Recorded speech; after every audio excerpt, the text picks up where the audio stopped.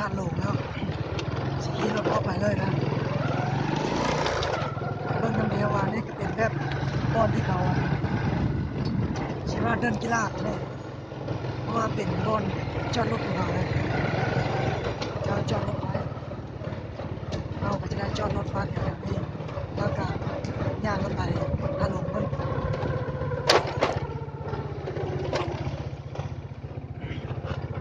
นี่ก็เป็นบอนสถานที่แห่งหนึ่งที่คนท่องเที่ยวเขาจะมาเที่ยวอยู่นะ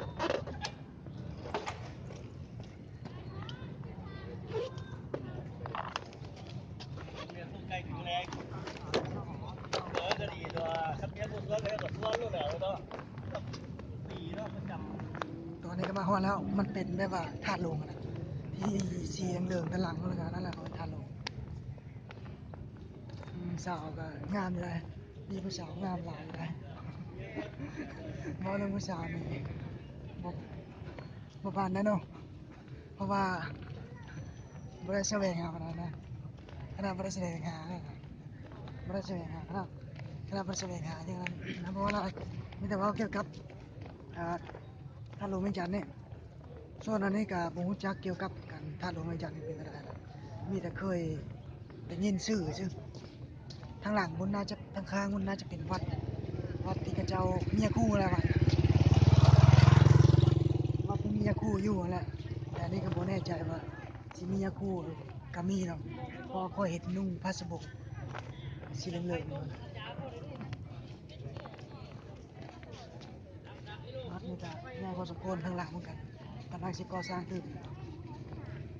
ส่วนนั้นนั่งอยู่อันใกล้ท่าหลวงน่ะก็บ่ฮู้จักว่าแม่นผู้ใด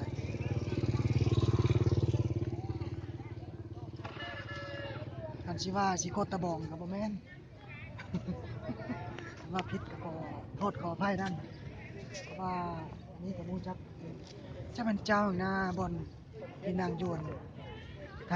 ท่าหลวงหน้าท่าหลวงน่ะก็บ่รู้จักเพราะว่าอันนี้ก็บ่ฮู้เกี่ยวกับท่าหลวงเวียงจันทน์หลายปานใดเดี๋ยวสิไปเบิ่งใกล้ๆว่ามันเป็นอะไรอันนี้ก็บรรดาชาวต่างประเทศเพิ่นที่มาเที่ยวชมใกล้สิฮอดมาถึงนะปี2020นะเป็นวันว่าเชิญร่วมงานบุญสูตรมนต์ต้อนรับปีใหม่สากลโอ้น่าจะเป็นการคึกคืนอยู่นะเดี๋ยววันที่31สิกลับมาเบิ่งอีกว่าแถวนี้นี่เขาเฮ็ดหยังแน่เพราะว่าตามการอ่านมันนี่น่าจะเป็นการสูตรมงคลเพื่อให้ตัวเองนั้นมีความผาสุกและอนาคตต้อนรับปีใหม่เด้กันว่าถึงกันปีใหม่สากลนี่ก็กับหมดทั่วโลกกันแหละว่าง่ายๆอันนี้ก็เป็นท่าโลงมื้อนั้นคันว่าเฮามาเบิ่งกันท่าโลงนะมื้อที่เฮามาเบิ่งแบบวันที่31นั่นน่ะพระเจ้าสูตรตระกูลน่ะน่าจะหลายอยู่ได้คนผู้สาวหลายๆผู้บ่าวก็น่าจะมีแล้วมาเบิ่งผู้สาวใช่เนาะ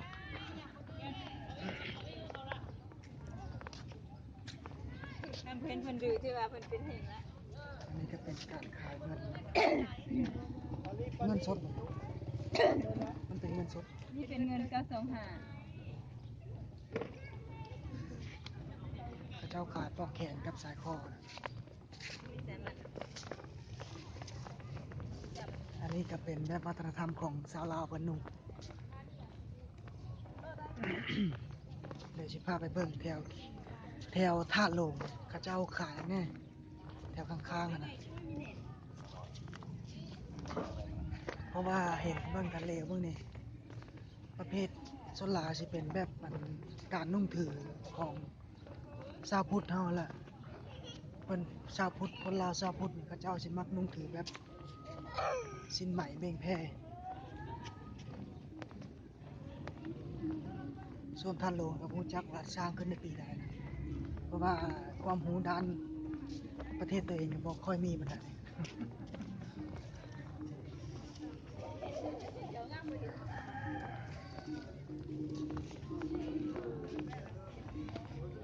เดี๋ยวสิพาย่างอ้อมๆเนาะอันนี้ก็เป็นการขา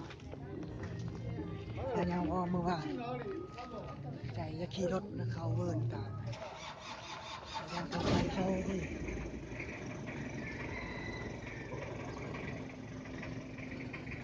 ไปสิพาเข้าในเนาะว่าอยู่ในท่านโลกอะนะมีอย่างในเบิ่งและมีอย่างในเป็นเอกลักษณ์ของชาวลาวเพิ่น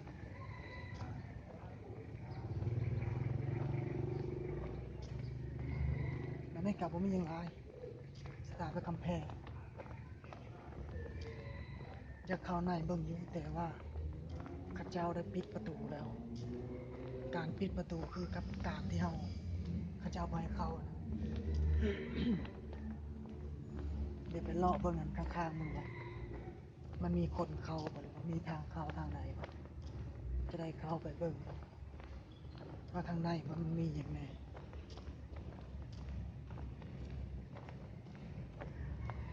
น่าจะเป็นธาตุธรรมดาแหละแต่กับประเทศลาวเฮาก็มีแต่ธาตุบ่อนนี้บ่อนเดียวที่เป็นธาตุที่ใหญ่นะใหญ่แล้วก็สูงส่วนบ่อนอื่นจะบ่มีฉะนั้นก็เลยที่นี่ก็เป็นแบบบ่อนที่เขานักท่องเที่ยวหลาย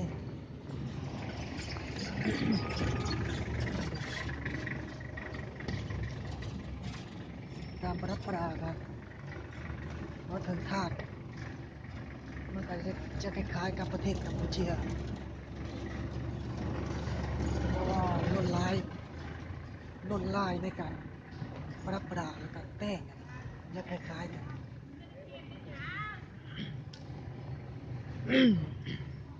เพราะว่าคนกัมพูชาเขาเจ้ากันคือศาสนาพุทธคือกันเขาเจ้าก็มีเกี่ยวกับในครูแหละ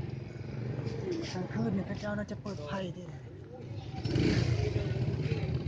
อันนี้ก็เป็นแบบวังคู่สีสัตตะเนี่ย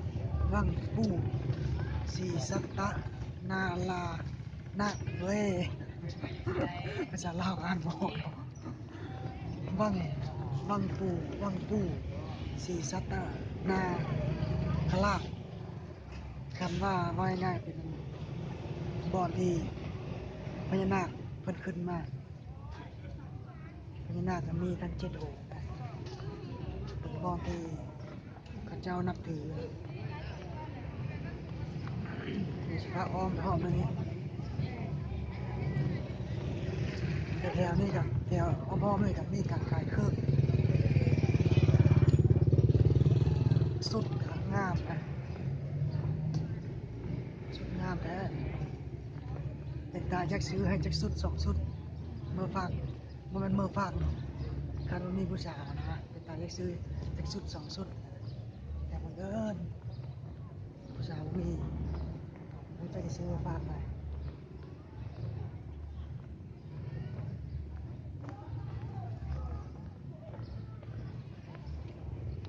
นั่นแหละพาโลกไม่จันทร์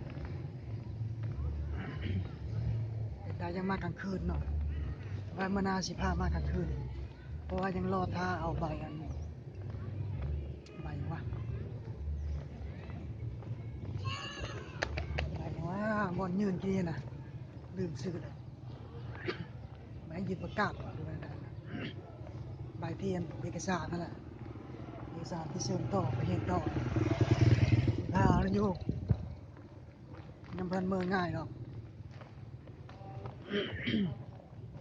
ยังสีหูแถวเส้นทางเวียงจันทร์กันหลายแต่ตอนนี้ยังมูจักหลาย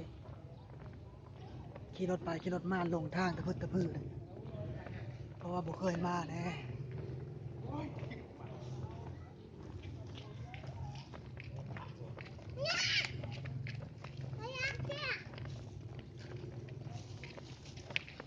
ทางในเขาเจ้าไว้เขา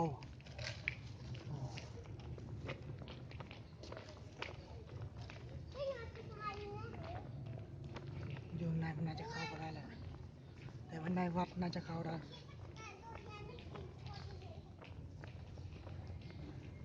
เมื่อยไหมย่างลายก็เมื่อย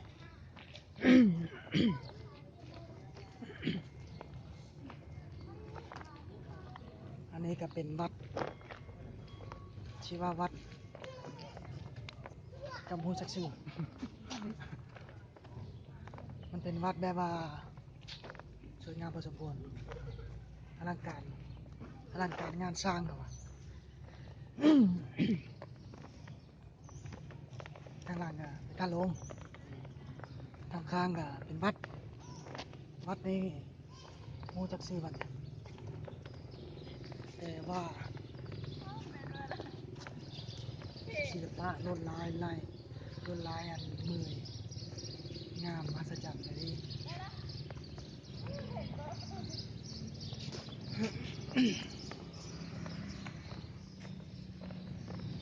เดี๋ยวจะพาไปเบิ่งทางนั้นว่าเขาเจ้ากำลังก่อสร้างอยู่ตามว่าแม่นก็ทราบอยู่เขาเจ้าห้ามขายเครื่องแล้วก็ห้ามเกี่ยวกับหารายได้นะหารายได้แม่นหารายได้แต่นอกมันได้แต่ว่าเข้าอยู่ในเขตบริเวณแถววัดนี่แหละหรือว่าแถวประตูโขงเขาเจ้าให้หาสำหรับอาหารน้อยๆแหละที่เขาเจ้าตั้งขายเครื่องก็คือขายอันบอนที่เขาให้ขาย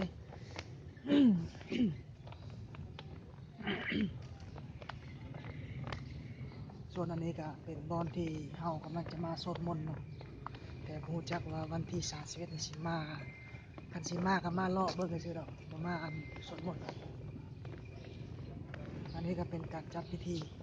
ของคนลาวชาวพุทธเนาะคนลาวชาวพุทธก็คือไอ้โจนะเป็นจัดพิธีจนเจ้าอาวาสอยู่เทิงพุ่น เป็นวัดที่ใหญ่นะหรูหรางานสร้างเลยเพราะว่าอยู่ในใจกลางของเวียงจันทน์ติทางนั้นใจกลางก็เข้มๆแต่ก็เป็นเมืองแต่ก็เป็นแขวงที่ใหญ่อันนี้รู้จักว่าการนี้เป็นการ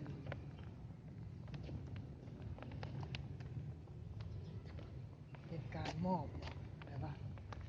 ภาษาชาวพุทธเขาว่าอะไรวะ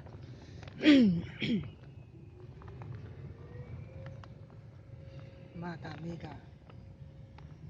บรรดาผู้ชายเขาจะมานั่งร่วมเดียวกับที่ร้ายเพราะว่าวันละมาคนเดียวนะ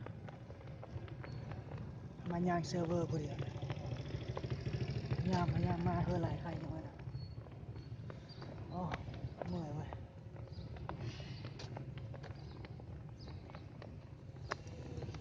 ย่างเบิ่งรอบสองแล้วเราจะแก็บก่อนเป็นยังไงเอาสมิกันเนาะพอที่ไหนก่อนไว้เมื่อนาวันที่31สิได้มาเบิ่งนี่แล้วก็สิได้มาถ่ายทำเบิ่งให้เบิ่งนี่ว่าวันที่31นั้นเป็นมื้อที่เขาต้อนรับปีใหม่อะนะมันสิคึกคืนสันใดช่วงมื้อนี้แหละไปขอถ่ายรูปก่อนแล้วมันสิบ่มีรูปปก